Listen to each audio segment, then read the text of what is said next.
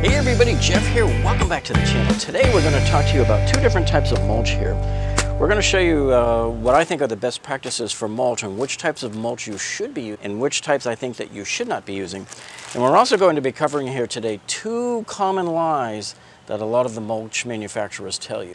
Okay, now for years in my house, all we used was this wood type mulch. I've tried the red mulch and the brown mulch and all that, and that's what everybody had for years and years. And the way it works, folks, is you put down these different colored mulches, and the problem is the color only lasts for a few months. Here you got this mulch sitting there, and then a few months later it's all faded, and before you know it, it's like every 6 months you're adding more bags to refresh it. And some people try to get away with doing it once a year, but really once a year is about as far as you can go without having to come back and keep adding more and more and more. And it's very misleading how much you need to put down. I mean, it takes, often in my front garden here in the side of the house, it can take 30, 40 bags, and usually you can't get it all in one trip. Okay, so the other problem we've always had with mulch is that as soon as it rains, it all starts floating up off of your garden and it lands in your grass, like huge amounts of it, huge amounts, whenever there's a big rainstorm. They've come up with these other types, like this one here says NoFloat. It says here, stays where you put it. So the manufacturers make all sorts of lofty claims about what mulch does. So let me tell you what mulch really doesn't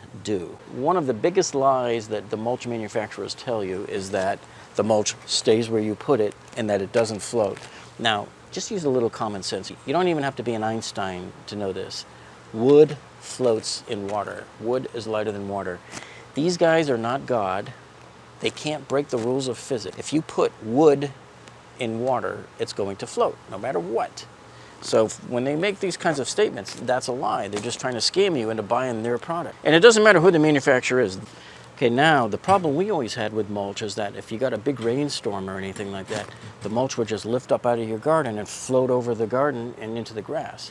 And I'd always have to come out the day after it rained, start scraping out big chunks of mulch all off of the lawn there because it would just lift up and float away. I can tell you that all of a sudden now they started to promise, well, you got NoFloat. It says on here, stays where you put it. This mulch brand right here is no better than any other bag of mulch that you find. I've seen big chips of mulch. This is more of the shredded type here. And no matter what they do, wood floats. So I used to buy this one, and I just quit buying it because it kept floating away on us, even though it said NoFloat on the bag. The problem with the color fading, and especially if you end up adding mulch every 6 months, is some people don't bother to remove the old mulch, and so they just keep on piling up the new mulch on top of the old mulch, which is even more aggravating to see, because then a phenomenon called mounding starts to occur. And mounding is it just looks horrible. I mean, I think anyway. Most of the professional landscapers would never allow that to happen on their projects. But mounding is when you just keep every 6 months dumping more and more and more mulch on top until it starts to create this ugly mound at the bottom of your tree or at the bottom of your mailbox. And it just starts looking actually almost comical. It looks like something out of a Dr. Seuss book or something like that, because it's supposed to be nice and flat around your tree there. Okay, so the other lie that the mulch manufacturers tell you is that, hey, it prevents weeds. And you'll see it on a lot of the bags, folks. But it's not true. Believe it or not, it is not true. Mulch does absolutely nothing to prevent weeds from growing. We still get weeds up the yin-yang growing through the mulch. See, here's a little weed here growing up between the mulch here. Does it look like the mulch stopped it? Nope. Why? Because once their teeny tiny little seedlings make it down to the soil, they can still sprout up. It doesn't matter. The mulch doesn't block them or anything. Yeah, so the weed, as you can see here, just grows up between the spaces in the mulch chips. Here's more weeds I got growing here coming up through the mulch. So no mulch anywhere is capable of stopping. Now overall, if you look through my garden here, you'll see pretty much nothing right now because I came through with my Ryobi sprayer a couple of weeks ago and put some weed killer in there, but they were growing all over the place here. Doesn't matter, they will come up through all of this mulch and sprout. So that's the other lie they tell you, is that mulch will prevent weeds from growing. Okay, now if you look here, this is where they use some what I call Jedi mind trick. This is sort of subliminal advertising, so don't fall for this. So read this phrase right here. It says, helps prevent weeds. Now, out of those three words, which is the word do you think your brain is going to focus on? It's going to focus on that word right there. Oh, it prevents weeds. Well, they're not saying it prevents, they're saying it helps prevent weeds. Well, I just showed you how it doesn't help prevent weeds. Their impression is, well, if it doesn't hurt, then it helps. So you have to just watch out for this type of advertising language on here. So I just want you to remember, folks, when you buy mulch, don't buy it because you think it's not going to float away, and don't buy mulch because you think it's not going to allow weeds to grow. When you buy wood mulch, your wood mulch will float away when it rains, and it will not stop weeds. And by the way, I've even put down weed screens. It doesn't matter, it doesn't help, because weeds can still grow out of the wood. They can plant root in the wood. As long as they're getting moisture, they will grow like a hydroponic plant. They will still grow, so it doesn't matter. There's nothing you can do to stop the weeds. Okay, so in about 2009, I switched to using this type of stuff here. This is called rubber mulch, because I was enticed originally by these claims that they see on the bag here. It says 12-year color guarantee, but when I put it down in 2009, in 2012, it still looked brand spanking new. In fact, if you look at our mulch here, down below, this mulch here, I don't even think I put any new mulch in the last couple of years. So this mulch here, most of it's at least from 2009, but 10 years later, it still looks pretty incredible. All right, so the other reason why I like this stuff here, it's good for the environment because it's made out of recycled tires. So they chop up the recycled tires, throw a little coloring on them, and there you go. And it lasts pretty much forever. You don't have to change it every year like you do with the wood mulch. So think of all of the trees that have to get chopped down for the wood mulch. Okay, let's talk pricing between these two. So your traditional wood mulch here is typically a $3 bag, and they usually give you 2 cubic feet. And then over here, your rubber mulch here, they typically give you in smaller bags of about 0.8 cubic feet. You get about 3 times the amount of mulch in here that you do in the red rubber mulch. This bag is $7 for the red rubber mulch, whereas the wood mulch is priced at $3. Okay, so there's a number of good reasons here to buy the rubber mulch. So if you look at this, I mean, it looks like regular red mulch, right?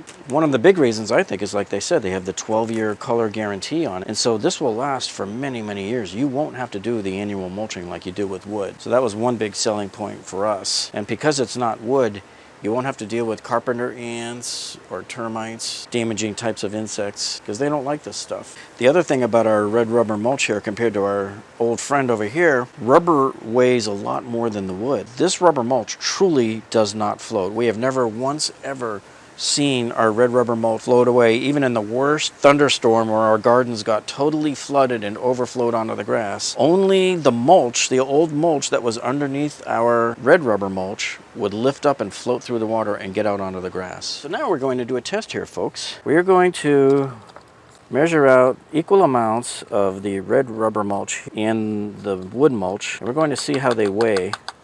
Okay. So let's weigh the wood one first. That one comes in at 1 ounce. And that right there is the weight of our wood mulch. Okay, let's weigh the red rubber mulch. And that comes in at just about 2 ounces, 1.9 ounces. So you can see the red rubber mulch weighs about twice the weight of the wood mulch. All right, so we're going to do some testing here on these 2 bags of mulch here. We're going to see which one's better. We're going to see which one floats and which one does not. Okay, let's see if either of these float in water. So I'm going to start with the wood mulch here first. We'll just sprinkle it around in there and see how it does. See if it sinks in the water there. And not surprisingly, the wood is floating, folks. It's not living up to its name, NoFloat. That's kind of a paradox, don't you think? Okay, now that the wood has had a few minutes to soak and it's still floating, we're going to now take in the red rubber mulch and let's see what it does. You can see it immediately sank right to the bottom. There's a couple of the smaller pieces look like they're hanging out up top a little bit, trying to stick their heads up, but most of it you can see just immediately sank to the bottom of the water. So this proves that the red rubber mulch here, I think, will do a lot better when your garden floods because it won't come up and out. Now let me take some of this wood mulch here, and I'm going to try to go underneath and shove it under the pile of the red rubber mulch, and let's see what it does here. You can see how it's starting to float its way up to the top now.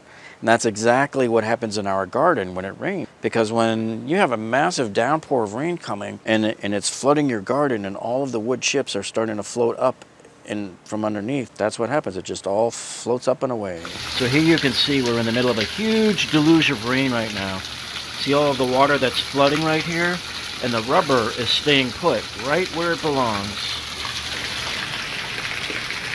Okay, so a few minutes later, and here's more of an example of what I was talking about here. Now see right here, these are old seedlings from years of them cutting the palm trees, and all the little tiny grape seeds and everything come landing down. And we've covered them over the years with the rubber mulch. But see how it's floating up and it's resting on the top of it now.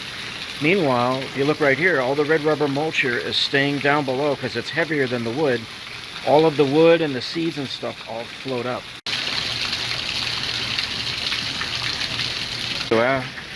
So now, after about 5 minutes of total deluge down raining, you can see that the water at the front of the garden here is starting to overflow over the edge of the cement border, but you don't see any of the red rubber mulch here is not floating up and over like the wood. Look, see, there goes your NoFloat. Remember, it said it right on the bag, NoFloat. There it goes, floating away, folks. Right over the top. See it all floating up and over the curb here, but yet the mulch is staying here. The red rubber mulch is staying here, but anything that's wood or seeds is floating up and over. That's what I was talking about earlier.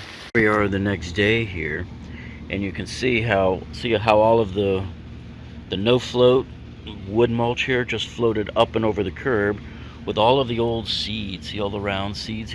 And they bunched up right over here. You can see that there. And you can see how underneath here some of the seeds just came kind of floating up and they ended up resting. Let me come and show you over here. See how it just all kind of floated up and left piles of it right here. It did not move anywhere. And also, as you come back over here and look, nowhere here do you see a single chunk of the rubber mulch at all. So that's a good way to filter out all the old stuff, huh? Just wait for a good rain.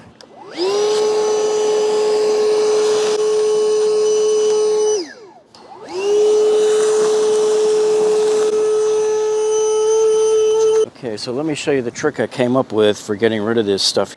I got myself one of these sifters here, and I like this one because it's got the 1/2-inch holes. And I searched around a long time actually to find this particular type, because in the stores they don't sell it. They usually have the screens. You want all the little berries and things to fall through these holes, so you put it right here over your trash can like that. Okay, so now you see right there in that area there. See, in this area there's a whole bunch here that got dammed up by the water when the water receded. So we're just going to grab handfuls of this and drop it over here into our sifter.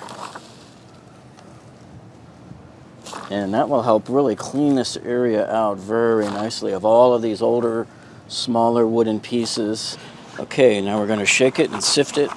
See how all those smaller pieces are falling through there. Funny, I could actually see the size of the pile in the bowl here shrink down a bit as I was shaking it and removing a lot of those bigger particles. So look at this, in the end, after we do a lot of shake, rattle, and roll, in the end we just dump it right back down there, and look at that. All those small pieces are gone. That's how you do it, folks. Okay, so now to install mulch, make sure you're wearing gloves. This bag here of the rubber mulch tells you to put it about 1.5 inches thick. If you were doing it under a play set, you'd want 3 inches thick for a 6-foot drop and 6 inches thick if you want to support a 14-foot drop. Now, don't dump this in a pile like I see other people do. What you want to do is spread it around like this, see? To the areas that need it. See how it's thin in here? I like to just use both my hands. I don't rake or anything. To me, nothing beats using my hands to kind of blend it in with the surrounding mulch also, like this. And I only put down enough to cover whatever it is. So if I can get away with less than 1.5 inches, I will. Avoid the Home Depot website.